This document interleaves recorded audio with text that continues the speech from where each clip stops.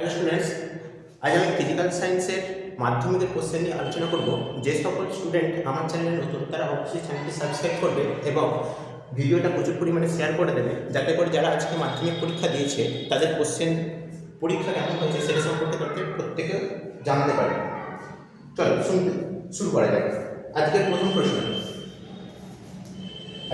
প্রশ্নে কি বলা হচ্ছে, বায়োগ্যাসের মূল উপাদান কি? Option A methane, option B CFC, option C carbon dioxide, option D carbon monoxide. বায়োগ্যাসের মূল উপাদান কি হয়? মিথেন। অর্থাৎ অপশন এ CH4। 1-2 বাস্তব গ্যাসের একটি আদর্শ গ্যাসের ন্যায় আচরণ করে কখন? অপশন এ উচ্চ চাপ এবং উচ্চ তাপমাত্রায়, উচ্চ চাপ এবং নিম্ন তাপমাত্রায়, অপশন সি নিম্ন চাপ ও উচ্চ তাপমাত্রায়, অপশন ডি নিম্ন চাপ ও নিম্ন তাপমাত্রায়। এটি কি হবে? অপশন সি নিম্ন চাপ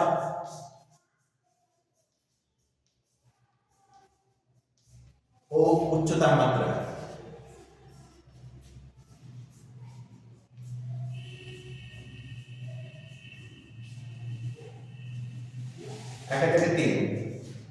নেক্সট কোশ্চেন, HTPতে 44.8 লিটার কার্বন ডাইঅক্সাইডের মোলার সংখ্যা কত? Option A 3, option B 1, option C 2, option D 1.5। তাহলে এটা কি হবে? HTPতে 44.8 লিটার কার্বন ডাইঅক্সাইডের মোলার ভর কত হবে? দেখো আমরা জানি কি 22.4 লিটার যে কোনো গ্যাসের মানে হচ্ছে 1 মোল। তাহলে 1 লিটার মানে 1/22.4 এত মোল। এখানে বলেছে 44.8 লিটার, তাহলে 44.8 লিটার মানে 44.8/22.4 মানে 2 মোল। তাহলে কোনটা হবে answer? Answer C is the answer, 2 মোল। নেক্সট 1-4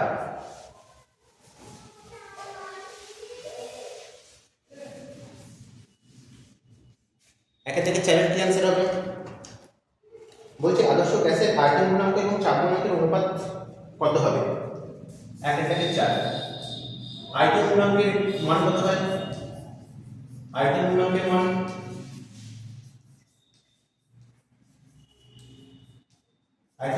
মান হয় 1/273 ডিগ্রি সেলসিয়াস ইনভার্স। চাপ গুণাঙ্কের মান কত হয়? চাপ গুণাঙ্কের মান হয় 1/273 ডিগ্রি সেলসিয়াস ইনভার্স। যেহেতু দুটোই সমান, তাহলে এদের অনুপাত কত হবে? এদের অনুপাত মান হয়ে যাবে 1। এদের অনুপাত কত হয়ে যাবে? 1। তাহলে 1-4 কোন অপশনটা? ডি 1। ঠিক আছে।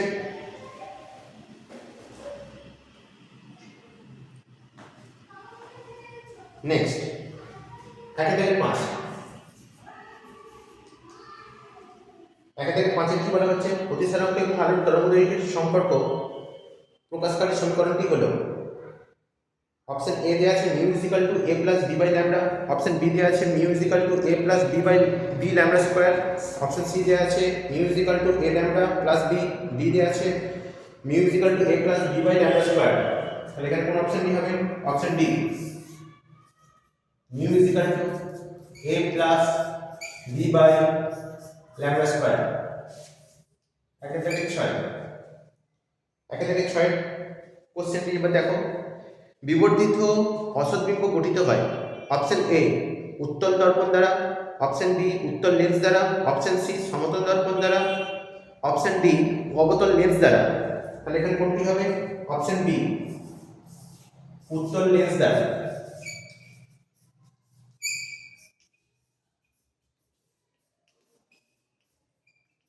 ওকে। 1-7 কি বলা হচ্ছে? একটি তারের মধ্য দিয়ে তড়িৎ প্রবাহ হচ্ছে, এই অবস্থায় তারটিকে টেনে যদি দৈর্ঘ্য বৃদ্ধি করা হয়, তারটির মধ্য দিয়ে তড়িৎ প্রবাহ মাত্রা কি হবে?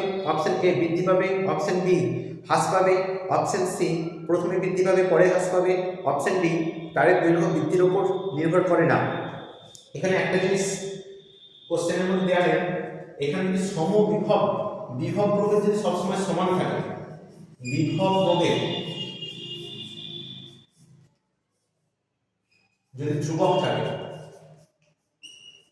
যদি ধ্রুবক থাকে, যদি কোশ্চেনে কথাটা বলা নেই যে বিলম্ব ধ্রুবক আছে কি নেই, যদি ধ্রুবক থাকে তাহলে অপশন কোনটি হবে? অপশন হবে বি এরটা, তড়িৎ প্রবাহ মাত্রা হ্রাস পাবে, তড়িৎ প্রবাহ মাত্রা হ্রাস পাবে। বিভব প্রভেদ ধ্রুবক থাকলে তড়িৎ প্রবাহ মাত্রা হ্রাস পাবে।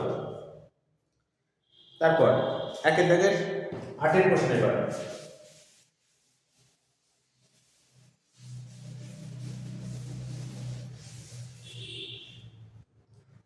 একের দাগের 8 কি বলা হচ্ছে?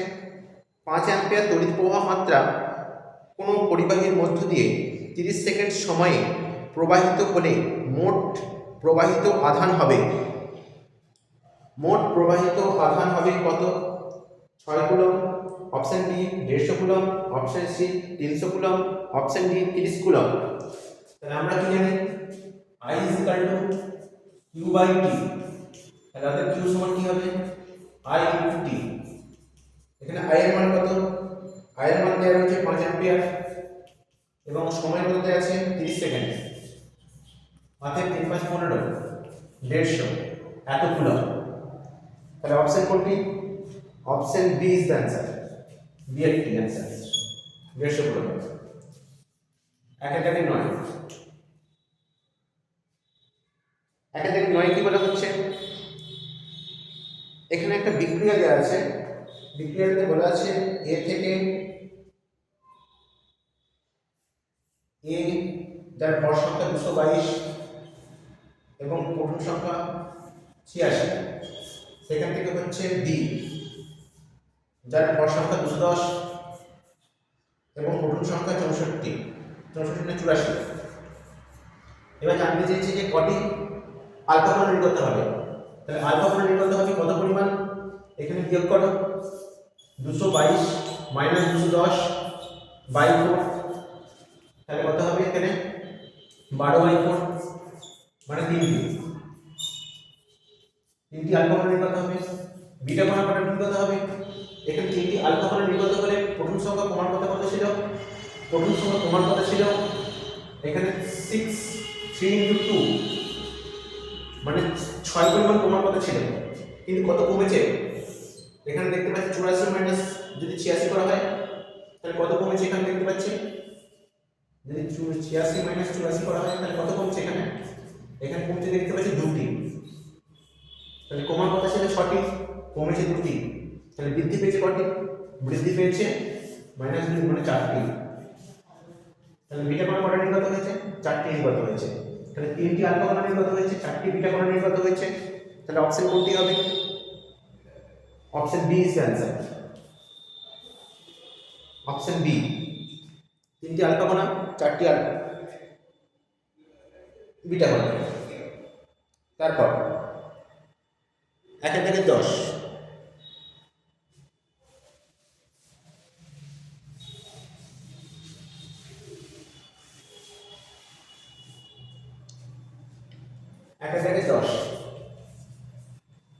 একের দাগে 10 কোশ্চেনের অ্যান্সার কি হবে? এখানে বলা হচ্ছে মৌলগুলি তড়িৎ ধনাত্মকতা ঊর্ধ্বক্রম অনুসারে সাজালে কোনটি সঠিক হবে? তড়িৎ ধনাত্মকতার ঊর্ধ্বক্রম হিসেবে সাজাতে বলেছে, ঋণাত্মকতার ভিত্তিতে সাজালে কত আলাদা। এখানে ধনাত্মকতার ভিত্তিতে যেহেতু সাজাতে বলেছে, এখানে বি এর অ্যান্সার কি হবে? যেটি আছে কার্বন, তার ধনাত্মকতা সবচেয়ে বেশি, তার থেকে কম নাইট্রোজেন, তার থেকে কম অক্সিজেন, তার থেকে কম ফ্লুরিন। একের দাগে 11। NaCl যৌগে Na এবং Cl ইলেকট্রন বিন্যাস কি? এখানে অপশন এ তে আছে Na288, Cl এর 28, B এর Na287, Cl এর 281, C এর Na281, ক্লোরিন এর 287 এবং D এর সোডিয়ামের 28 এবং ক্লোরিনের 288। তাহলে কোনটা হবে অপশন? দেখো NaCl, n এর আমরা প্রথম সংখ্যা জানি কত? n এর প্রথম সংখ্যা জানি আমরা 11টি। ক্লোরিনের প্রথম সংখ্যা কত? ক্লোরিনের প্রথম সংখ্যা 17টি। যদি সোডিয়ামের যদি ইলেকট্রন বিন্যাস করা হয় কত হয়? 281। শুধু যদি ক্লোরিনের ইলেকট্রন বিন্যাস করা হয় তাহলে কত হবে 287। কিন্তু যৌগের মধ্যে কি আকারে থাকে Na+ প্লাস Cl মাইনাস, তাহলে Na প্লাসের ইলেকট্রন বিন্যাস কি হবে, এখানে একটা ইলেকট্রন সে বর্জন করে দেবে, তাহলে কত থাকবে 28, এবং Cl মাইনাস এর ইলেকট্রন বিন্যাস কি হবে, এখানে সামনে ছেড়ে একটা ইলেকট্রন গ্রহণ করবে, তাহলে 288। তাহলে এখানে কোন অপশনটি হবে, এখানে option number D is the answer. Okay, next 1 থেকে 12। 1 থেকে 12টা কি হবে, তড়িৎ বিশ্লেষণের মধ্য দিয়ে তড়িৎ প্রবাহের পরিবহনের সংক্রান্ত নিচের কোন বক্তব্যটি সঠিক নয় তা স্থির করো। অপশন এ দিয়েছে রাসায়নিক পরিবর্তন হয়, অপশন বি দিয়েছে দ্রবীভূত এবং গলিত অবস্থায় তড়িৎ পরিবহন করে, অপশন সি উষ্ণতা বৃদ্ধিতে সাধারণত রোধ বাড়ে, অপশন ডি আয়ন দ্বারা তড়িৎ পরিবাহিত হয়। তাহলে এখানে কোনটি হবে, অপশন সি উষ্ণতা বৃদ্ধিতে রোধ বাড়ে। উষ্ণতা বৃদ্ধিতে সাধারণত রোধ কমে, কিন্তু উষ্ণতা বৃদ্ধিতে এখানে দিয়েছে কি রোধ বাড়ে, এটা কখনোই হতে পারে না। উষ্ণতা বৃদ্ধিতে রোধ বাড়ে, এটাই ভুল, বাকিগুলো সবই ঠিক আছে। 1 থেকে 13।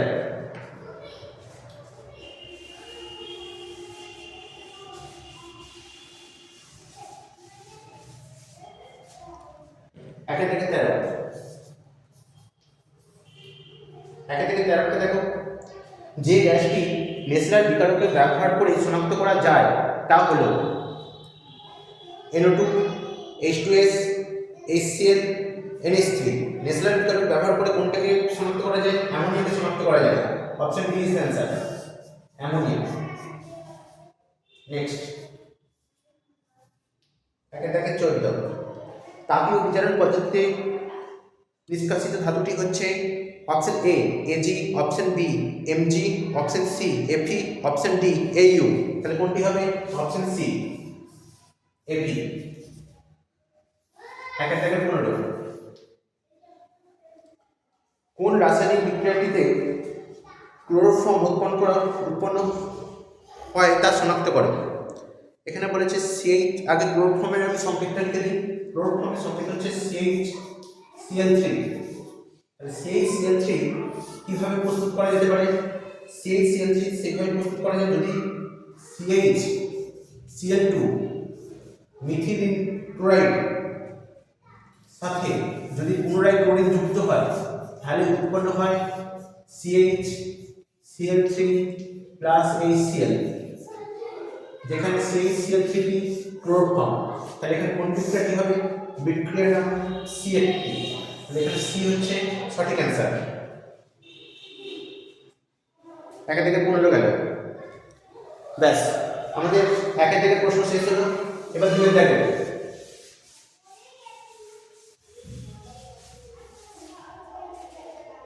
2 দেখে কি বলছেন, 2 দেখে 1। 2 থেকে 1 কি বলা হচ্ছে যে ক্লোরিন পরমাণু এবং ওজোন অণুর বিনিষ্ট ঘটনা কিভাবে বিক্রিয়া সহ লেখো। ক্লোরিন অণু ওজোন স্তরকে কিভাবে ধ্বংস করছে সেটা তোমাদের দেখাতে বলেছে। মানে 25 সঙ্গে ক্লোরিন যুক্ত হয়ে কি উৎপন্ন করে O2 প্লাস ClO, পুনরায়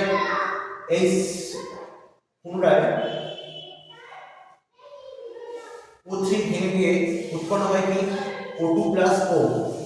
এই যে অক্সিজেন পরমাণু উৎপন্ন হয়, এই অক্সিজেন পরমাণু Cl এর সাথে যুক্ত হয়, ClO প্লাস O যুক্ত হয়ে উৎপন্ন হয় ক্লোরিন প্লাস O2। এর ফলস্বরূপ কি হয়, পুনরায় O3 উৎপাদন হতে পারে না, O3 উৎপাদন হতে পারে না। এর ফলস্বরূপ কি হচ্ছে, এর ফলস্বরূপ ওজোন স্তর ধ্বংস হচ্ছে। নেক্সট 2.2, বায়ুমণ্ডলের কোন স্তরে সর্বনিম্ন তাপমাত্রা লক্ষ্য করা যায়। বায়ুমণ্ডলের কোন স্তরে সর্বনিম্ন তাপমাত্রা লক্ষ্য করা যায়, তাহলে ভালো করে খেয়াল করো কোন স্তরে সবথেকে নিম্ন তাপমাত্রা দেখতে পাওয়া যায়, সেটি হচ্ছে মেসোস্ফিয়ার।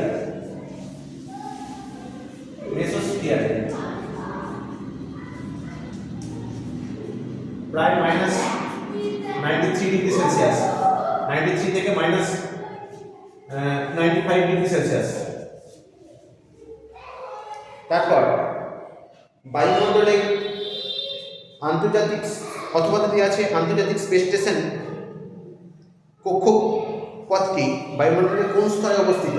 আন্তর্জাতিক স্পেস স্টেশন কক্ষপথটি বায়ুমণ্ডলের কোন স্তরে অবস্থিত? এগুলি কোথায় অবস্থান করে? অথবা কোশ্চেনটি দেখো, অথবা কোশ্চেনটি কি হবে? এগুলি সব কিন্তু থার্মোস্ফিয়ারে অবস্থান করে, থার্মোস্ফিয়ারে অবস্থান করে। 2 থেকে 3 এর দেখো, 2 থেকে 3 এর বলা হচ্ছে P বনাম 1/v লেখচিত্রের প্রকৃতি কি রূপ? P বনাম 1/v লেখচিত্রের প্রকৃতি কি রূপ?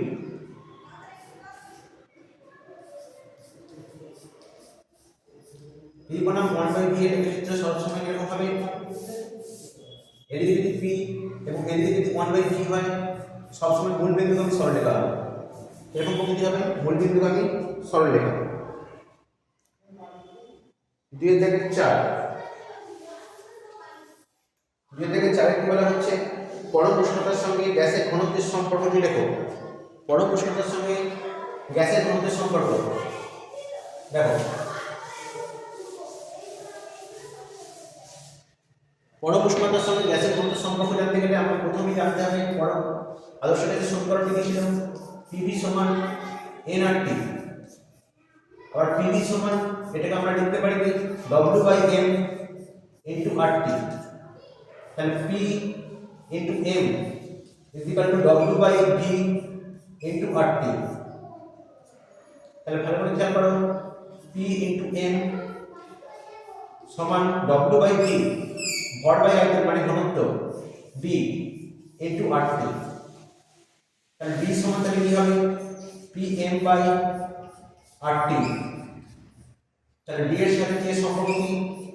ব্যস্তানুপাতিক। নেক্সট 2 থেকে 5,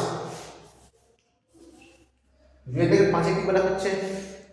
অ্যালুমিনিয়ামের দৈর্ঘ্য প্রসারণ গুণাঙ্ক 2.24 × 10⁻⁶ ডিগ্রি সেলসিয়াস ইনভার্স এসআই পদ্ধতিতে এর মান কত হতে পারে? এসআই পদ্ধতিতে ওই একই হবে, শুধু কেলভিন ইনভার্স হয়ে যাবে। কত হয়ে যাবে?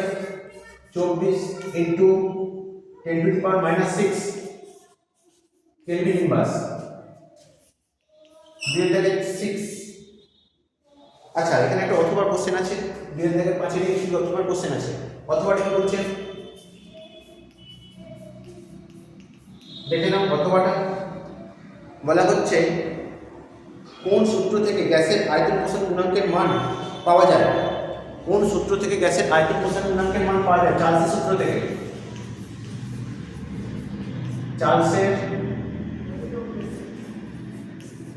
সূত্র থেকে, চার্লসের সূত্র থেকে আমরা কি পাই? VT সমান V0 1 প্লাস T/273। তাহলে এখানে আয়তন প্রসারণ গুণাঙ্কের মান কত হয়? আয়তন প্রসারণ গুণাঙ্কের মান হয় 1/273 ডিগ্রি সেলসিয়াস ইনভার্স। আয়তন প্রসারণ গুণাঙ্কের মান কত হয়? 1/273 ডিগ্রি সেলসিয়াস ইনভার্স। তারপর 2 থেকে 6,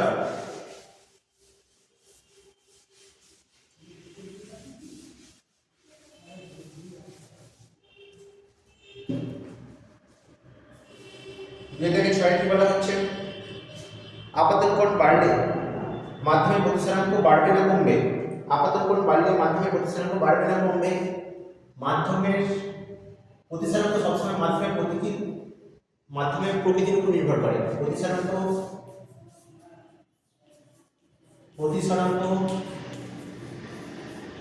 সর্বদা কার উপর নির্ভর করে? সর্বদা মাধ্যমের প্রকৃতির উপর নির্ভর করে। মাধ্যমের প্রকৃতির উপর নির্ভর করে।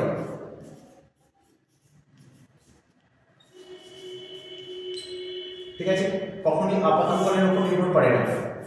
আপাতন কোণের উপর নির্ভর করে না। অতএব মাধ্যমের প্রকৃতির উপর যেহেতু নির্ভর করে, আপাতকরণের উপর যেহেতু নির্ভর করে না, আপাতকরণ বাড়লো কি কমলো তার উপর প্রতিসরাঙ্ক বাড়বেও না কমবেও না। তারপর 2/7, 2/7 কি বলা হচ্ছে, উত্তর লেন্স থেকে এফ এবং টোয়াইস এফ দূরত্বের মধ্যে বস্তু রাখলে প্রতিবিম্বের কোথায় গঠিত হবে? এই যদি উত্তর লেন্স হয়, এফ এবং 2f দূরত্বের মধ্যে যদি বস্তুকে রাখা হয়, প্রতিবিম্ব সর্বদা কোথায় গঠিত হবে? এফ এবং 2f এর বাইরে, 2f এর বাইরে গঠিত হবে, অবশিষ্ট হবে, সৎ হবে এবং বিবর্ধিত হবে। 2/8, একটি বর্তনীতে 6 ওহম এবং 3 ওহম রোধের সমান্তরাল সমবায়ের সঙ্গে 1 ওহম রোধকে শ্রেণী সমবায়ে যুক্ত করলে বর্তনীর তুল্য রোধ কত হবে? তাহলে 6 ওহম এবং 3 ওহম রোধ সমান্তরাল সমবায়ের সঙ্গে 1 ওহম রোধকে শ্রেণী সমবায়ে যুক্ত করতে বলছে। আচ্ছা দেখো,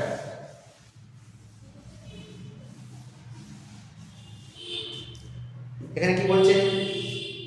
6 ওহম এবং 3 ওহম দুটি রোধ, এটি 6 ওহম, এটা 3 ওহম, তাদের সঙ্গে একটি শ্রেণী সমবায় যুক্ত রয়েছে। এটি 6 ওহম, এটি 3 ওহম, এটি 1 ওহম শ্রেণী সমবায় যুক্ত রয়েছে। এবার জানতে চাচ্ছি যে তুল্য রোধের মান কত হবে? তাহলে ভালো করে খেয়াল করো, এই 6 ওহম এবং 3 ওহমের তুল্য রোধ কত হবে? আমরা শর্ট অনুসারে কি জানি? 1/r = 1/r1 প্লাস 1/r2 সমান্তরাল সমবায় থাকলে, তাহলে 1/r সমান তাহলে কি হয়ে যাবে? 1/6 প্লাস 1/3, ক্যালকুলেশন করলে 6 লসাগু হবে, তাহলে এখানে 1 প্লাস 2 মানে 3/6 মানে 1/2, তাহলে r এর মান কত হবে? 2 ওহম। তাহলে এখানে কত হলো তুল্য রোধের মান? 2 ওহম, এখানে 1 ওহম ছিল, 1 ওহম এবং 2 ওহম পরস্পর শ্রেণী সমবায়ে রয়েছে, তাহলে তুল্য রোধ কি হয়ে যাবে? সবসময় যুক্ত হয়ে যাবে, 2 + 1 মানে 3 ওহম। তাহলে তুল্য রোধের মান কত হচ্ছে? 3 ওহম। নিশ্চয়ই বুঝতে পেরেছো, এটার অ্যান্সার 3 ওহম। 2/9,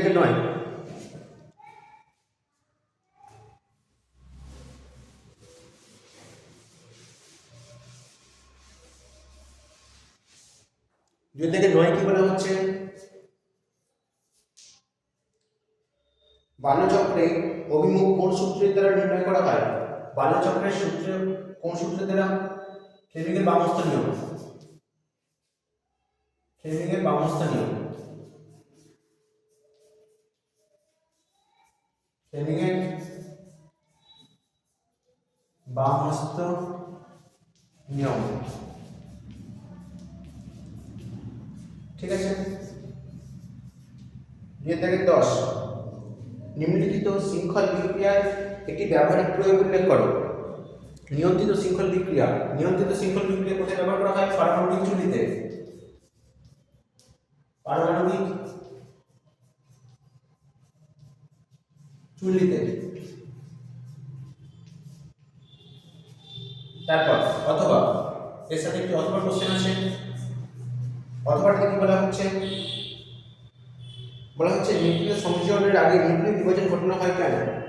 কারণ নিউক্লিয় সংযোজনে যে প্রচুর পরিমাণে শক্তির প্রয়োজন হয়, হাইড্রোজেন পরমাণু এবং হাইড্রোজেন পরমাণু যুক্ত হয়ে হিলিয়াম উৎপন্ন করার পিছনে যে প্রচুর পরিমাণে শক্তির প্রয়োজন হয়, সেই শক্তিটি কোত্থেকে আসে? নিউক্লিয় বিভাজনের মাধ্যমে। তাই নিউক্লিয় সংযোজনের আগে সবসময় নিউক্লিয় বিভাজন ঘটনা হয়ে থাকে। নেক্সট, বামপক্ষ ডানপক্ষ।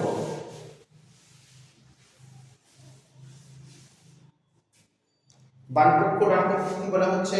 2/11, এখানে দেখো একের জায়গায় কি দিয়েছে?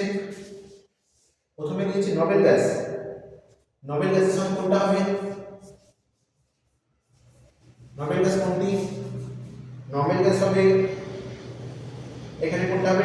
রেডিয়াম, অর্থাৎ বি Rn। নেক্সট, ইনভার্ট, ইনভারের সাথে কোনটি মিলবে? ইনভার এক প্রকার সংকর ধাতু অর্থাৎ দ্বি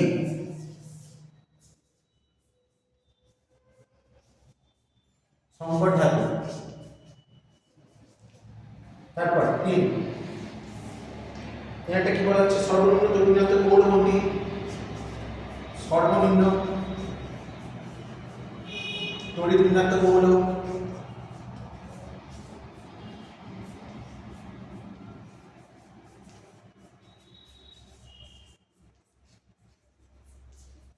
সর্বনিম্ন তড়িৎ ঋণাত্মক মৌল কোনটি? সর্বনিম্ন তড়িৎ ঋণাত্মক মৌল হবে এখানের মধ্যে অপশন এ সিএস সিজিয়াম। এবং চারটাকে বলা হচ্ছে জেডেনও প্লাস সি, জেডেনও প্লাস সি, সেখান থেকে সিও প্লাস জেডেন। এটা কি ধরনের বিক্রিয়া? এটা তাহলে সি একটা হবে কার্বন বিজারণ বিক্রিয়া, কার্বন বিজারণ বিক্রিয়া। নিশ্চয়ই বুঝতে পেরেছ? তারপর নেক্সট একে থেকে 12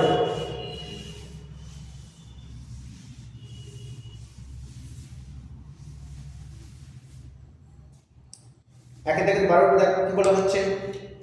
জল ও বেনজিনের মধ্যে কোনটি KCl এ দ্রবীভূত হয়? একে থেকে 12 কি হচ্ছে? KCl যেহেতু আয়নিক কম্পাউন্ড, তাই KCl কিসে দ্রবীভূত হবে? KCl সবসময় জলে দ্রবীভূত হবে। KCl সবসময় জলে দ্রবীভূত হয়। নেক্সট 2 থেকে 13 কি বলা হচ্ছে? তড়িৎ বিশ্লেষণের সময় কোন তড়িৎদ্বারে জারণ ঘটে? তড়িৎ বিশ্লেষণের সময় অ্যানোডে জারণ ঘটে। অ্যানোডে কি ঘটে? অক্সিডেশন ঘটে এবং ক্যাথোডে রিডাকশন ঘটে। তারপর অথবা কি বলা হচ্ছে? তড়িৎ বিশ্লেষণের সময় এসি আর ডিসির মধ্যে কোনটি ব্যবহৃত হয়? অবশ্যই তড়িৎ বিশ্লেষণের সময় সবসময় ডিসি কারেন্ট ব্যবহৃত হয়। 14 কি বলা হচ্ছে? HCl গ্যাসের জলীয় দ্রবণে তড়িৎ পরিবহন করে কেন? কারণ HCl এর জলীয় দ্রবণে HCl ভেঙে গিয়ে H+ এবং Cl- আয়ন প্রদান করে। যেহেতু আয়ন ভেঙে যায় তাই HCl এর জলীয় দ্রবণ তড়িৎ পরিবহন করে। 2-15 অ্যামোনিয়া থেকে উৎপন্ন একটি জৈব সারের নাম লেখো, সংকেত লেখো। 2-15 কি বলা হচ্ছে? অ্যামোনিয়া থেকে উৎপন্ন জৈব সার নাম কি? ইউরিয়া। এবং সংকেত কি হবে? CO NH2 NH2। তারপর অথবা বলা হচ্ছে সিলভার নাইট্রেট জলীয় দ্রবণে H2S কে সালনা করলে কালো রঙের পদক্ষেপ উৎপন্ন হয়, তার সংকেত কি? অথবাতে এর সাথে যে অথবাটি আছে, অথবাতে কি বলা হচ্ছে? সিলভার নাইট্রেট AgNO3 তাতে যদি কি চালনা করা হচ্ছে? H2S গ্যাস চালনা করা হচ্ছে। H2S গ্যাস চালনা করলে কি উৎপন্ন হবে? Ag2S plus HNO3। Ag2S plus HNO3। এটা যদি সমাধান করতে হয় তাহলে সমাধান কি করে করবে? এখানে দেখো 2 দিয়ে গুণ করো, এখানে 2 দিয়ে গুণ করে দাও। এই যে Ag2S সিলভার সালফাইড উৎপন্ন হয়, এটি কালো রঙের পদক্ষেপ উৎপন্ন করে। নিশ্চয়ই বুঝতে পেরেছো? তারপর নেক্সট এটা গেল 2-15। তারপরে দেখো 2-16 প্রশ্নটি দেখো। 2-16 কি বলা হচ্ছে? মেলামাইন প্রস্তুতির জন্য কোন যৌগ ব্যবহার করা হয়ে থাকে? মেলামাইন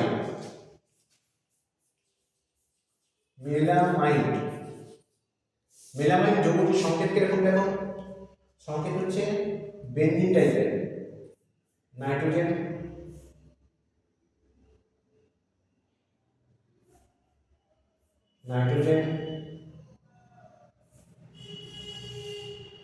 নাইট্রোজেন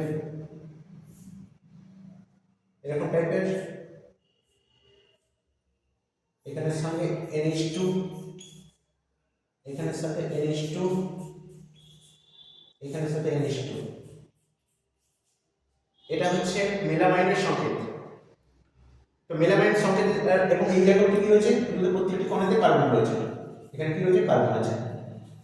তাহলে প্রস্তুত করার জন্য এটির রাসায়নিক নাম কি জানো?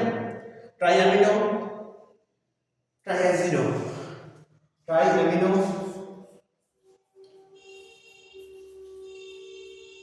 ট্রাইঅ্যামিনো, ট্রাইঅ্যাজিনো।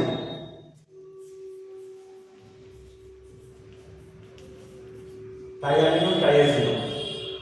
তাহলে এটি তৈরি করার জন্য কি লাগছে? অ্যাকচুয়ালি অ্যামোনিয়া লাগছে, আর কি লাগছে, বেনজিন লাগছে, C6H6, মিথেন এবং বেনজিন, এই অ্যামোনিয়া এবং বেনজিন। ঠিক আছে, তারপর এটা গেল 2016। 2017 দেখো,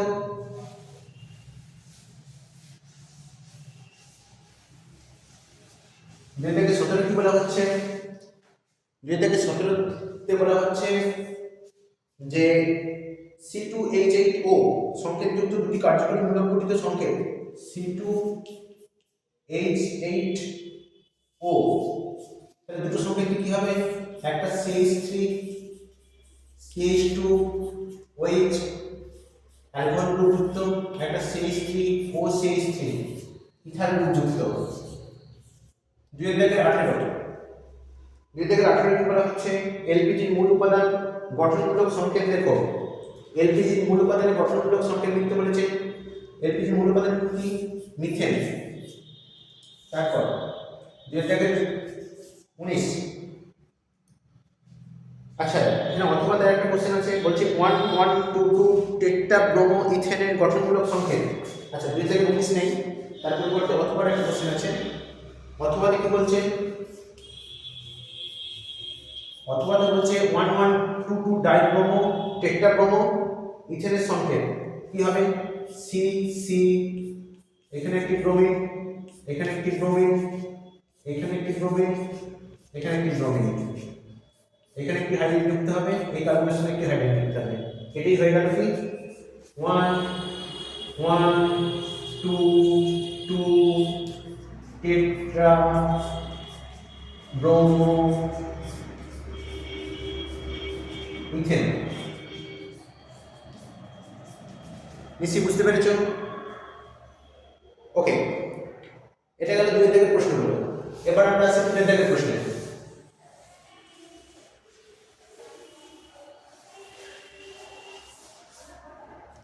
দেখো 3 দাগের প্রশ্ন কি বলা হচ্ছে?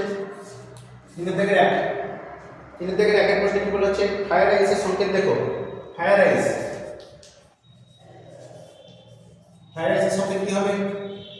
4CH423H2O।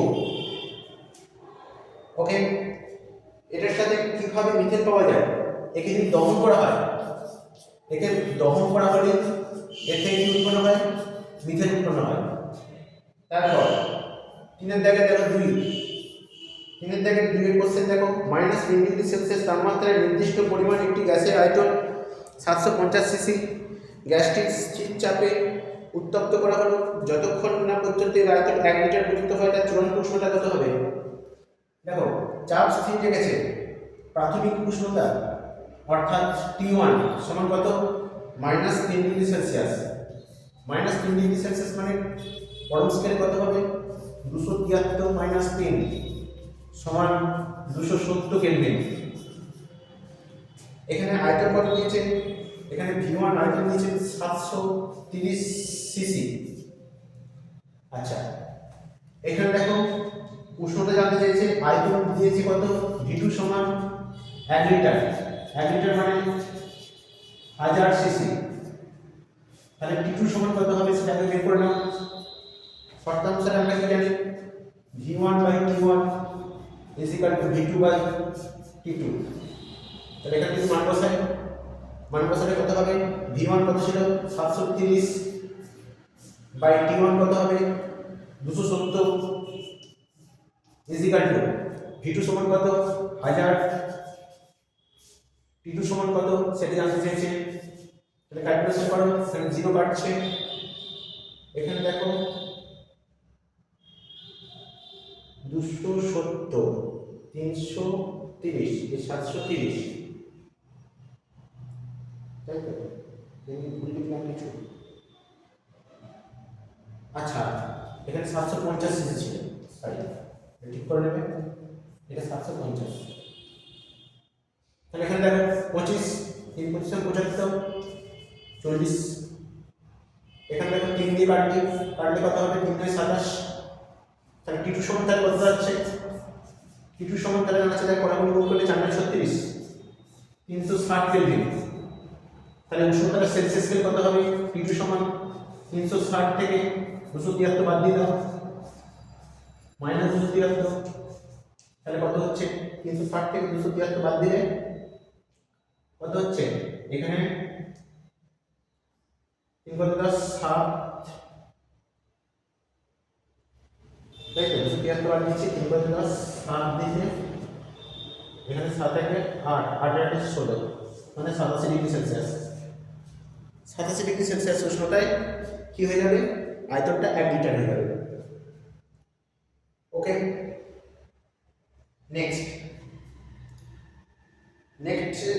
অথবা কি বলছে, 3 থেকে 2 এর অথবা,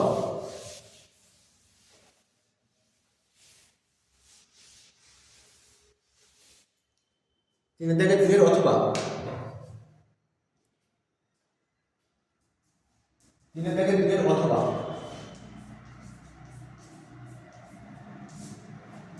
কি বলা হচ্ছে 4 atm চাপে 27 ডিগ্রি সেলসিয়াস উষ্ণতায় চাপটা কত দিয়েছে 4 atm, কত ডিগ্রি সেলসিয়াস উষ্ণতা 27 ডিগ্রি, এর টি এর পরিমাণ দিয়েছে 27 ডিগ্রি সেলসিয়াস, তাহলে ক্যাপিটাল টি পরম স্কেলে কত হবে 27 প্লাস 273 সমান 300 কেলভিন। তারপর কি বলেছে এখানে ওয়েটটা দিয়েছে 8 গ্রাম, ওয়েটটা কত 8 গ্রাম, এখানে দিয়েছে আণবিক ভর, হাইড্রোজেনের আণবিক ভর কত, হাইড্রোজেনের আণবিক ভর 2 গ্রাম। ওকে, তাহলে জানতে চেয়েছে ভি এর মান কত, ভি সমান কত, তাহলে শর্ত অনুসারে আমরা কি জানি পিভি সমান এন আর টি, তাহলে এখানে পি এর মান বসিলাম, পি এর মান কত আছে 4 atm, মান বসালাম, ভিটা বের করতে হবে, এন এর জায়গায় কি বসাবো W/N মানে 8/2 ইনটু আর এর জায়গায় কত বসাবো, আর এর মান দিচ্ছে 0.082, উষ্ণতাটা কত, উষ্ণতাটা হচ্ছে 300 কেলভিন। ক্যালকুলেশন করলে কত হয় দেখো, তাহলে আমি এটা করছি, এটা যদি ক্যালকুলেশন করা হয়, ক্যালকুলেশন করলে দেখো ভালো করে 4 এদিকে 4 এদিকে 4 কাটছে, তাহলে ভি সমান তাহলে কি হচ্ছে, ভি সমান আসছে 0.082 ইনটু 300, তাহলে এখানে দেখো 3 দুগুণে 6 3 আসলে 24, কভার পা দশমিক, এখানে দুটো শূন্য, কভার পা দশমিক 1 2 3 ঘর 1 2 3 এখানে, তাহলে কত হবে 24.6 একক কি হবে লিটার, তাহলে একক কি হবে 24.6 লিটার, ওটাই অ্যান্সার। তাহলে 3 থেকে 2 হলো, এবার 3 থেকে 3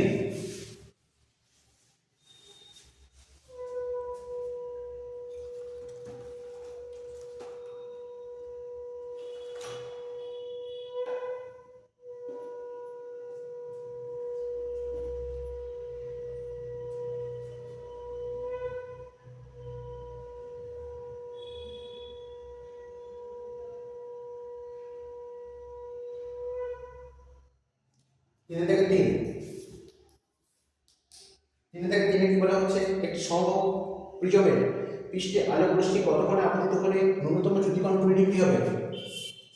এই একটি প্রিজম, এতে কত ডিগ্রি কোণে আপতিত হলে আপাতন কোণের মানটা জানতে চেয়েছে, I1 এর মানটা কত হলে ন্যূনতম চ্যুতিকোণ হবে, ন্যূনতম চ্যুতিকোণের শর্ত কি del minimum equal to 2I1 - 8,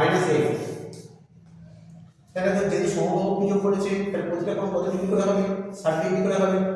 তাহলে ডেল মিনিমামের মান কত, এখানে পড়েছে ন্যূনতম ছুটিকরণ মান 20 ডিগ্রি, এটা সমান 2 ইনটু I1 মাইনাস এখানে কত হবে 60 ডিগ্রি, তাহলে 2 ইনটু I1 সমান তাহলে কত হচ্ছে 80 ডিগ্রি, তাহলে I1 সমান তাহলে কত হবে, I1 সমান হবে 40 ডিগ্রি। I1 এর মান কত হচ্ছে, আপতন কোণের মান 40 ডিগ্রি। এর সাথে অথবা দেওয়া আছে, দেখো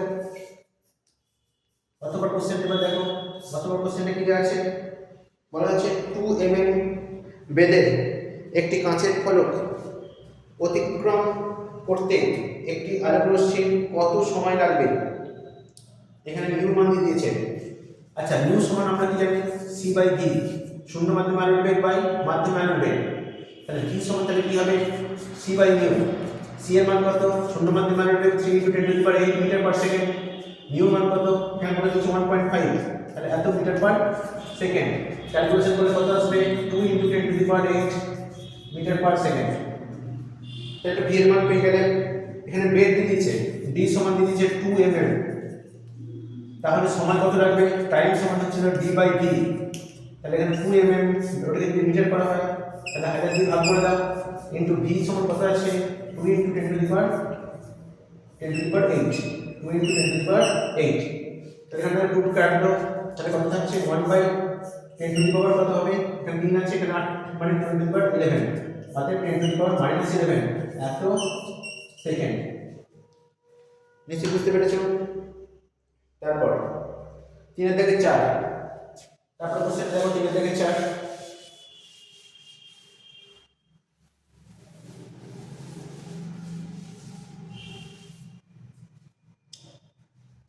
তিন থেকে চারে কি বলা হচ্ছে, একটি বৈদ্যুতিক কোষের অভ্যন্তরীণ রোধ এবং ইএমএফ এর মধ্যে সম্পর্ক প্রতিষ্ঠা করতে বলেছে।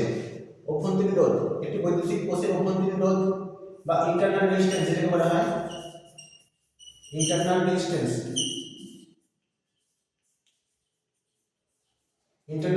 কি ডিনোট করা হয় আর দিয়ে, আর ইএমএফ কে কি নির্দেশ করা হয় ক্যাপিটাল ই দিয়ে। সম্পর্ক কি হয়, ই সমান I into capital R plus I into small R, অর্থাৎ ই সমান V plus I into small R. This is the relation. যেখানে ভিটা কি, ভিটা হচ্ছিল বহির্বর্তনীতে রোধ, এই বিভব পার্থক্য, ভিটা বহির্বর্তনীতে বিভব পার্থক্য। তারপর 3 থেকে 5, 3 থেকে 5 কি বলা হচ্ছে, আচ্ছা 3 থেকে 5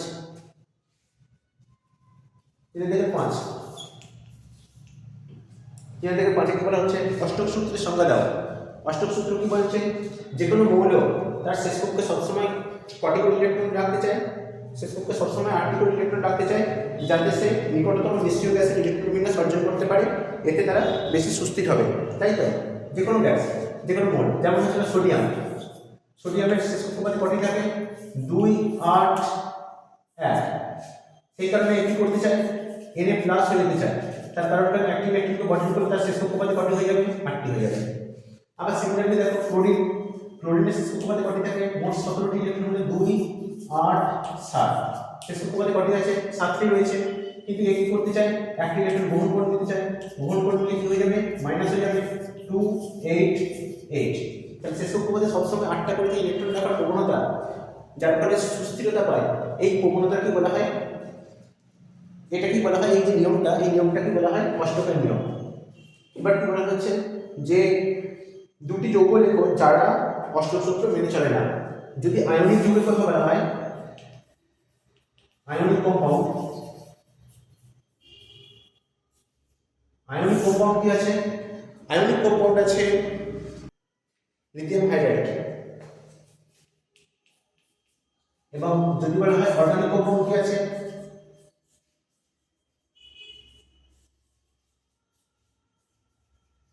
অর্গানিক কম্পাউন্ড কি আছে, অর্গানিক কম্পাউন্ড আছে তোমার PCl5 অথবা PCl3, এগুলো সবই অর্গানিক কম্পাউন্ড যেগুলি অষ্টক নিয়ম মেনে চলে না। তারপর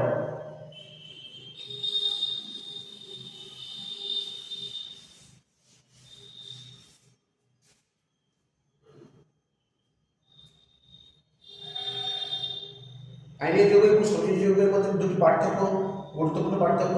আয়নীয় যৌগ কি হয়, পোলার দ্রাবকে তাপ দ্রবীভূত হতে পারে, সমাজীয় যৌগ পোলার দ্রাবকে দ্রবীভূত হতে পারে না। আর আয়নীয় যৌগের স্ফুটনাঙ্ক গলনাঙ্ক অত্যন্ত বেশি হয়, সমাজীয় যৌগের স্ফুটনাঙ্ক গলনাঙ্ক অত্যন্ত কম হয়। আচ্ছা, 3 থেকে 6 কি করা হচ্ছে, আয়নীয় যৌগের ক্ষেত্রে আণবিক ওজনের পরিবর্তে সংকেতকের ব্যবহার করা হয় যথাযথ কেন? কারণ আয়নীয় মৌল NaCl সবসময় ভেঙে দিয়ে কি উৎপন্ন হয়ে যায়, NaCl+Cl-, যেহেতু এরা আয়নে ভেঙে যায় তাই এদের আয়নীয় আণবিক ওজন না ক্যালকুলেট করে এদের সংকেতকে ক্যালকুলেট করা হয়, কারণ এরা কোনো আকারে থাকতে পারে না, তার পরিবর্তে এরা আয়ন আকারে থাকতেই বেশি কমফোর্ট ফিল করে। তারপর অ্যামোনিয়া গ্যাস শুষ্ক করার জন্য গাঢ় স্টেথোস্কোপ ব্যবহার করা হয় না কেন? অ্যামোনিয়া গ্যাস শুষ্ক করার জন্য গাঢ় স্টেথোস্কোপ ব্যবহার করা হয় না কেন? কারণ অ্যামোনিয়া ক্ষার H2SO4 অ্যাসিড বিক্রিয়া করে কি উৎপন্ন করে, অ্যামোনিয়াম সালফেট উৎপন্ন করে দেয়, NH4 অ্যামোনিয়াম সালফেট যেহেতু লবণ উৎপন্ন করে দেয় তাই অ্যামোনিয়া গ্যাস শুষ্ককরণে H2S ব্যবহার করা হয় না। সোডিয়াম ক্লোরাইডের তড়িৎ বিশ্লেষণের মাধ্যমে সোডিয়াম ধাতু নিষ্কাশন করার সময় অনাদ্র ক্যালসিয়াম ক্লোরাইড যোগ করা হয় কেন? আচ্ছা, 3 থেকে 8 সোডিয়াম ক্লোরাইড NaCl তড়িৎ বিশ্লেষণের সময় ভেঙে গিয়ে কি উৎপন্ন হয়, Na+Cl-। এটি যদি অনাদ্র ক্যালসিয়াম ক্লোরাইড যুক্ত করা হয়, অনাদ্র কি বলেছে, ক্যালসিয়াম ক্লোরাইড CaCl2 যুক্ত করা হয়, এও ভেঙে গিয়ে উৎপন্ন করে Ca2+2Cl-। তাহলে ভালো করে খেয়াল করো, Na+Cl2+ এর থেকে বেশি সক্রিয়, তাই অ্যানোডে Na+, এই ক্যাথোডে Na+ তাড়াতাড়ি গিয়ে একটি ইলেকট্রন গ্রহণ করে Na তে মুক্ত হয়, তাই ক্যাথোডে ক্যালসিয়ামের থেকে সোডিয়াম আগে গিয়ে মুক্ত হওয়ার জন্য সোডিয়াম ক্লোরাইডের তড়িৎ বিশ্লেষণে ক্যালসিয়াম ক্লোরাইডের ধনাত্মক ক্যালসিয়াম ক্লোরাইড যুক্ত করা হয়ে থাকে। নেক্সট,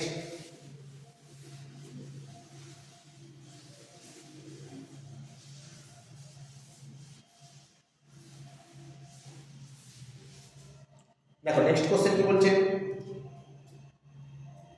লোহার মরিচা পড়ার প্রতিরোধের দুটি উপায়। 3 থেকে 8 অথবা মরিচা পড়ার প্রতিরোধের উপায় কি? এক হচ্ছে গ্যালভানাইজেশন,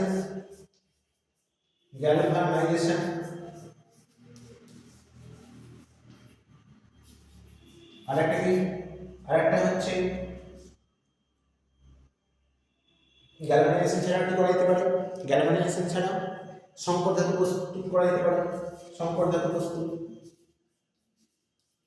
অ্যালয় তৈরি করা যেতে পারে, যেরকম অ্যালয় প্রস্তুত করে দিলে আর মরিচা পড়বে না। আচ্ছা, তারপর বলছি ইথাইল অ্যালকোহল এবং অ্যাসিটিক অ্যাসিড। আচ্ছা, লিঞ্চার স্পিরিট কি? লিঞ্চার স্পিরিট এটা ইথানলের একটি মিশ্রণ, তার সাথে বলেছে কি 3 অথবা থেকে বলেছে ইথাইল অ্যালকোহল এবং অ্যাসিটিক অ্যাসিডের একটি করে ব্যবহার। ইথাইল অ্যালকোহল কি হিসেবে ব্যবহৃত হয়? Ethyl alcohol acetic acid vinegar হিসেবে ব্যবহৃত হয়। ইথাইল অ্যালকোহল সংকেত CH3CH2OH। ইথাইল অ্যালকোহল লিঞ্চার স্পিরিট হিসেবে ব্যবহৃত হয়। লিঞ্চার স্পিরিট ইথাইল অ্যালকোহল ব্যবহৃত হয়, লিঞ্চার স্পিরিট তৈরি করতে ব্যবহৃত হয়ে থাকে। আর acetic acid CH3COOH acetic acid কিসের জন্য ব্যবহৃত হয়? ভিনিগার প্রস্তুতিতে ব্যবহৃত হয়, তাই তো। নেক্সট, এবার 4 দাগের বিভাগ গ ঘ 4 দাগের একটা কোশ্চেন দেখো। 4 দাগের একে কি বলছে? 4 দাগের একে বলা হচ্ছে একটি ঘটনা উল্লেখ করো যার থেকে বলা যায় যে অণুগুলি সর্বদা গতিশীল থাকে। যদি ঘরের একটি কোণে যদি একটি ধূপকে জ্বালিয়ে দেওয়া হয় তাহলে সেখান থেকে কি হয়, গন্ধ সারা ঘরে ছড়িয়ে পড়ে। এটা কিভাবে সম্ভব? একটি ধূপকে যদি জ্বালিয়ে দেওয়া হয় তার গন্ধ সারা ঘরে ছড়িয়ে পড়ে, সেটা কিভাবে সম্ভব? গ্যাসের অণুগুলি গতিশীল থাকার জন্য সে সারা করে ছড়িয়ে পড়ছে। এটা একটি উদাহরণ। গ্যাসের গতিতত্ত্বের স্বীকার্যগুলি কী কী আছে? গ্যাসের অণুগুলি বিন্দু ঘর হিসেবে ধরা হয় আদর্শ গ্যাসের, আর গ্যাসের অণুগুলির মধ্যে আকর্ষণ বল নাইবডি চলে, এগুলি আদর্শ গ্যাসের ক্ষেত্রে। বাস্তব গ্যাসের ক্ষেত্রে এগুলি ত্রুটি, যে বাস্তব গ্যাসে অণুগুলির মধ্যে একটা নির্দিষ্ট আকর্ষণ বল কাজ করে, আর অণুগুলিকে বিন্দু ঘর হিসেবে ধরা যায় না, তাদের নির্দিষ্ট একটা আয়তন আছে। 4-2 কি বলা হচ্ছে? 21 গ্রাম লোহিতপ্ত আয়রনের উপর দিয়ে স্টিম চালনা করলে কি পরিমাণ হাইড্রোজেন গ্যাস উৎপন্ন হবে? 21 গ্রাম লোহিতপ্ত আয়রনের উপর দিয়ে কি পরিমাণ স্টিম চালনা করলে হাইড্রোজেন উৎপন্ন হবে? আচ্ছা, সংকেতটা কি বলো? বিক্রিয়াটাকে লিখে নিই। এটির সঙ্গে 4H2O বিক্রিয়া করে উৎপন্ন হবে কি? Fe3O4 প্লাস H2, তাহলে কম H2 উৎপন্ন হবে, এখানে H2 উৎপন্ন হবে 4 অণু, এবং এখানে যদি ব্যালেন্স করা হয় এখানে 3, আর এখানে বিক্রিয়া ব্যালেন্স হয়ে গেছে, তাই তো? ওকে, এখানে জানতে চাইছে 21 গ্রাম লোহিতপ্ত ওপর দিয়ে, তাহলে লোহিতপ্ত এখানে 3Fe, তাহলে এখানে 3Fe টোটাল পরিমাণটা তাহলে কত হবে? এখানে Fe পরিমাণ দিয়ে দিয়েছে Fe 56, তাহলে 3 × 56 মোলার পর তাহলে কত হচ্ছে? 3 6 18, 3 5 15 16, 368 গ্রাম। সেখান থেকে কত গ্রাম কি বলেছে, কি পরিমাণ হাইড্রোজেন পাওয়া যাবে? হাইড্রোজেনের পরিমাণ তাহলে কত? এখানে 4 × 2 মানে 8 গ্রাম। তাহলে কি হচ্ছে? 168 গ্রাম থেকে 8 গ্রাম হাইড্রোজেন পাওয়া যাচ্ছে। 1 গ্রাম থেকে তাহলে কত পরিমাণ পাওয়া যাবে? 8/168 এত গ্রাম। আচ্ছা, এখানে কত গ্রাম দিয়েছে? 21 গ্রাম। 21 গ্রাম লোহিতপ্ত থেকে তাহলে কত পরিমাণ পাওয়া যাবে? 8/168 ইনটু 21। এবার ক্যালকুলেশন করো। 8 × 16 8 × 8 21 21 কাটলো, তাহলে 1, তাহলে কত গ্রাম হাইড্রোজেন পাওয়া যাবে? 1 গ্রাম হাইড্রোজেন পাওয়া যাবে। This is the answer. 1 gram hydrogen পাওয়া যাবে। আচ্ছা, নেক্সট, এর সাথে অথবা একটা অঙ্ক দেওয়া রয়েছে, সেটা এবার দেখো। তাহলে এখানে অ্যানসার হলো কি? 1 গ্রাম। আচ্ছা, তারপর এর সাথে আরেকটা অথবা কোশ্চেন আছে, দেখো বলেছে SO2 এর সঙ্গে O2 এর উপস্থিতিতে কি পরিমাণ SO3 উৎপন্ন হবে সেটা জানতে চাইছে। তাহলে SO2 প্লাস O2 সেখান থেকে উৎপন্ন হবে SO3, তাহলে বিক্রিয়াটা ব্যালেন্স করতে হবে। ব্যালেন্স করার জন্য কি করতে হবে? এখানে 2 দিয়ে গুণ করে দাও, এখানে 2 দিয়ে গুণ করে দাও, দেখো ব্যালেন্স হয়ে গেছে। এবার কি বলছে যে 40 গ্রাম SO3 থেকে কত গ্রাম SO2 উৎপন্ন হবে? এখানে সালফারের 32 এবং অক্সিজেনের 16 বলে দিয়েছে। 40 গ্রাম SO3 উৎপন্ন করতে কত গ্রাম SO2 লাগবে? আচ্ছা, দেখো সালফারের এখানে কত বলে দিয়েছে? 32 প্লাস 2 ইনটু অক্সিজেনের কত বলেছে? 16। এটা হোল, এখানে যদি আবার গুণ করে দিতে হবে, তাহলে 2 ইনটু 32 প্লাস 16 মানে 32, তাহলে 2 ইনটু 64 মানে কত হচ্ছে? 8, 128 গ্রাম। এখানে ভাগ করে খেয়াল করো, 2 ইনটু এখানে কত? 32 প্লাস 16 ইনটু 3, তাহলে 2 ইনটু 32 প্লাস এখানে কত হবে? 348, 2 ইনটু 8 আর 2 10, এখানে 4 আর 3 কত হবে? 4 আর 3 হচ্ছে, এখানে দেখো ভালো করে, 4 আর 3 7 আর 8, তাহলে 8 2 16, 160।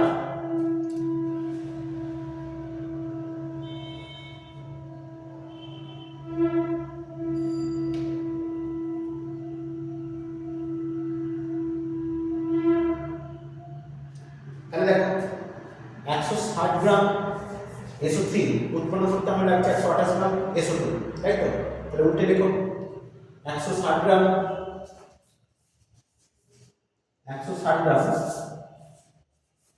SO3 উৎপন্ন করতে লাগছে কত? 128 গ্রাম SO2। তাহলে 1 গ্রাম তৈরি করতে লাগবে কত? 128/160,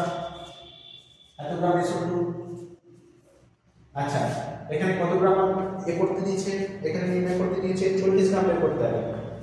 40 গ্রামের সুজি লিখন করতে তাহলে কত গ্রাম লাগবে? 128 ইন্টু 40 বাই 160 এত গ্রাম।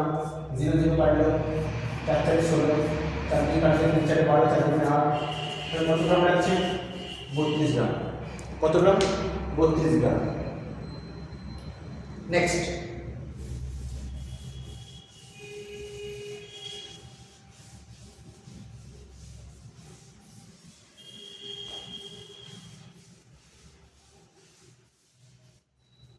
নেক্সট কোশ্চেন দেখো। নেক্সট কোশ্চেন কি বলা হচ্ছে? 4.3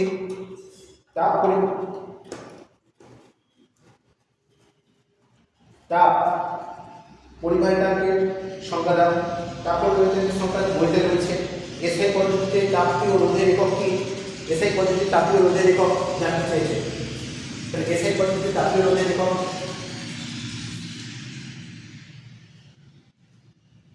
দেখবে বইতে আছে। গ্যাসের আয়তন প্রসারণ গুণাঙ্কের সংজ্ঞা দাও। গ্যাসের আয়তন প্রসারণ গুণাঙ্কের সংজ্ঞা বইতেই রয়েছে। চার্লসের সূত্র থেকে এর মান নির্ণয় করো। এটা তো মানটা 1/273 হয়, তাই তো? 4 এর 3 1/273 ডিগ্রি সেলসিয়াস ইনভার্স। আচ্ছা, তারপর আপেক্ষিক প্রতিসরাঙ্ক এবং পরম প্রতিসরাঙ্কের সম্পর্কটি লেখো। কোন মাধ্যমে আপেক্ষিক প্রতিসরাঙ্ক আর কোন মাধ্যমের উপর নির্ভর করে? আপেক্ষিক প্রতিসরাঙ্ক এবং পরম প্রতিসরাঙ্ক সম্পর্কটি লেখো। আপেক্ষিক প্রতিসরাঙ্ক এবং পরম প্রতিসরাঙ্কের মধ্যে সম্পর্ক কি ছিল? a mu b সমান mu b by mu a, যেখানে a mu b টা কি? আপেক্ষিক প্রতিসরাঙ্ক।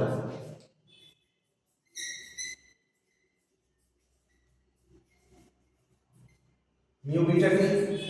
b মাধ্যমে পরম প্রতিসরাঙ্ক, mu a টা কি? a মাধ্যমে পরম প্রতিসরাঙ্ক।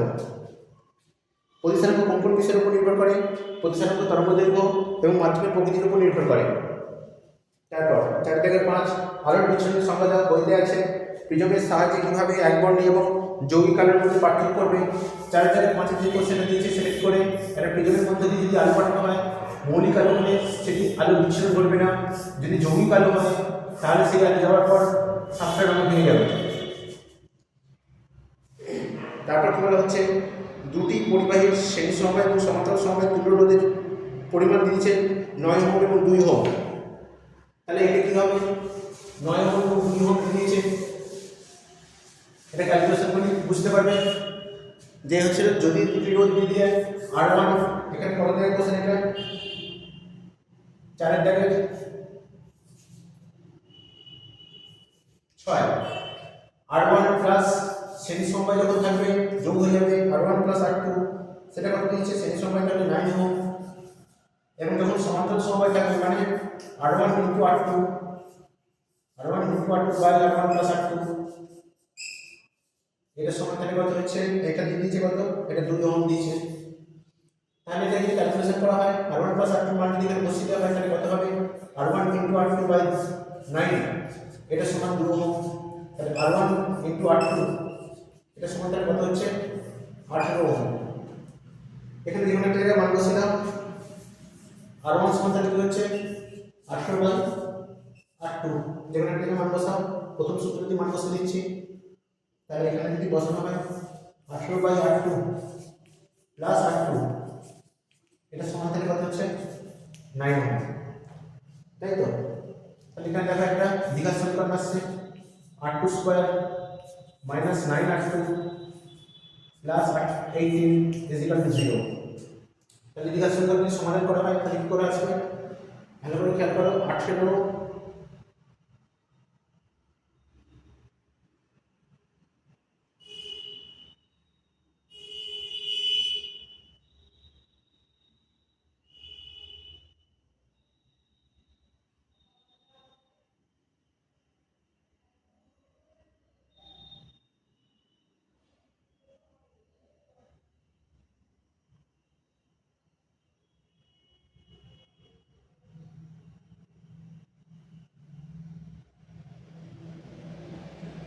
R2,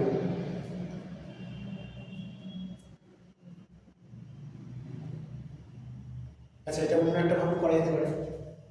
এটাকে রাখছি এখন, এখানে হচ্ছে R1 ইনটু R2 সমান 18 দিয়েছে, তাই তো? আচ্ছা এখান থেকে দেখো, এখান থেকে আমরা করতে পারি কি R1 মাইনাস R2 তার whole square plus 4 into R1 into R2 সমান, তাহলে আমরা কত বলতে পারি, এখানে 9 স্কোয়ার করতে হবে, 9 81। আচ্ছা, R1 মাইনাস R2 তার হোল স্কোয়ার প্লাস 4 ইন্টু এখানে R1 ইন্টু R2 মানে কত 18, এটা সমান 81। তাহলে R1 মাইনাস R2 তার হোল স্কোয়ার প্লাস 472 সমান 81। তাহলে R1 প্লাস R2 তার হোল স্কোয়ার সমান তাহলে কত হচ্ছে 81 মাইনাস 72, মানে এখানে আছে 9, সরি এখানে মাইনাস হবে। তাহলে R1 মাইনাস R2 এটা সমান তাহলে কত হচ্ছে 3। R1 মাইনাস R2 সমান 3, R1 প্লাস R2 সমান, এটা 1 নম্বর সমীকরণ, এটা 2 নম্বর সমীকরণ। এখন যদি সমাধান করা হয় তাহলে আমরা পেয়ে যাব কত, R1 সমান পেয়ে যাব 9 প্লাস 3/2, 9 প্লাস 3/2, 9 প্লাস 3/2 মানে 6 ওহম। R2 সমান কত পেয়ে যাব, R2 সমান পেয়ে যাব 9 মাইনাস 3/2 মানে 3 ওহম। তাহলে 6 ওহম একটি আর একটা ছিল 3 ওহম, নিশ্চয়ই বুঝতে পেরেছো। তারপর এখানে একটা বর্তনী দিয়েছে, এ আর বি তুল্য রোধের মান নির্ণয় করতে বলেছে, ঠিক আছে। অথবাটা দেখো, অথবাটা কি বলছে, এ আর বি এর তুল্য রোধের মান, দেখো এ আর বি এর তুল্য রোধ, এখানে যে চিত্রটা দেওয়া আছে, এই যে চিত্রটি দেওয়া রয়েছে, এই চিত্রটির সমতুল্য চিত্র কি হবে, এখানে দিয়েছে 1 ওহম, এটা 2 ওহম এবং এটা 3 ওহম। এর সমতুল্য চিত্র হচ্ছে সবগুলো সমান্তরাল সমবায় কাটা, সবগুলো কি হবে সমান্তরাল সমবায় কাটা। তাহলে এটা হচ্ছে 1 ওহম, এটা 2 ওহম, এটা কি 3 ওহম। তাহলে তুল্য রোধ কত হবে, 1/r সমান 1/2, সরি 1/1 প্লাস 1/2 প্লাস 1/3, 6 লসাগু, তাহলে 6 প্লাস 3 প্লাস 2 মানে 3 এর 5 6 11/6, তাহলে r এর মান কত হয়ে যাবে, উল্টে যাবে 6/11 ohm, 6/11 ohm. This is the answer. Dynamo এবং বৈদ্যুতিক মোটরের মধ্যে পার্থক্য লেখো। ডায়নামো যান্ত্রিক শক্তি থেকে বৈদ্যুতিক শক্তি উৎপন্ন হয়, বৈদ্যুতিক মোটরে বৈদ্যুতিক শক্তি থেকে যান্ত্রিক শক্তি উৎপন্ন হয়। ডায়নামোতে ফ্লেমিংয়ের ডানহস্ত নিয়ম কার্যকরী, আর মোটরেতে ফ্লেমিংয়ের বামহস্ত নিয়ম কার্যকরী। আর্থিং কি, আর্থিং হচ্ছে কোনো একটি মেটালিক বডিতে যদি কোনো কারণে শর্ট সার্কিট হয় তখন অতিরিক্ত কারেন্ট বা লিকেজ কারেন্ট ওটি মাটিতে চলে যাওয়ার জন্য একটি তারের মাধ্যমে আর্থিংয়ের মাটির সঙ্গে সম্পর্ক কানেকশন করা থাকে, এটিকে বলা হয় আর্থিং। আলফা এবং গামার মধ্যে আধান ভেদন ক্ষমতা এবং আয়নিত করার ক্ষমতার তুলনা করতে বলেছে, এটা কি হবে,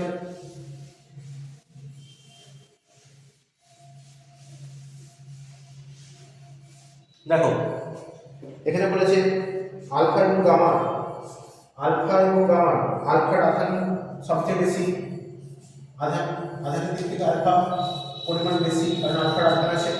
ভেদন ক্ষমতার দিক থেকে, ভেদন ক্ষমতা এটা কত টাকা কোশ্চেন, এটি হচ্ছে 4 থেকে 8 কোশ্চেন। ভেদন ক্ষমতা কার বেশি, গামার বেশি, কার থেকে, আলফার থেকে। আর তারপর হচ্ছে আয়নিত করার ক্ষমতা, আয়নিত করার ক্ষমতা সব থেকে বেশি কার, আয়নিত করার ক্ষমতা বেশি আলফার বেশি, কার থেকে, গামার থেকে।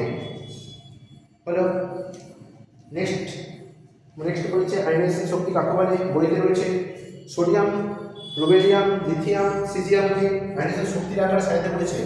4 থেকে 9 দেখো, এগুলোকে সাজালে কি হবে, এগুলোকে সাজালে হবে সিজিয়াম সবচেয়ে বেশি, সবচেয়ে কম আয়নাইজেশন শক্তি, তারপর রুবেলিয়াম, তার থেকে কম হচ্ছে পটাশিয়াম, তার থেকে বড় বেশি, তার থেকে বেশি হচ্ছে সোডিয়াম আয়নাইজেশন শক্তি, এটা সিরিজ হবে। তারপর নেক্সট দেখো তড়িৎ লেপনের উদ্দেশ্য কী, তড়িৎ লেপনের উদ্দেশ্য কী, মরিচার করা, রোধ করা।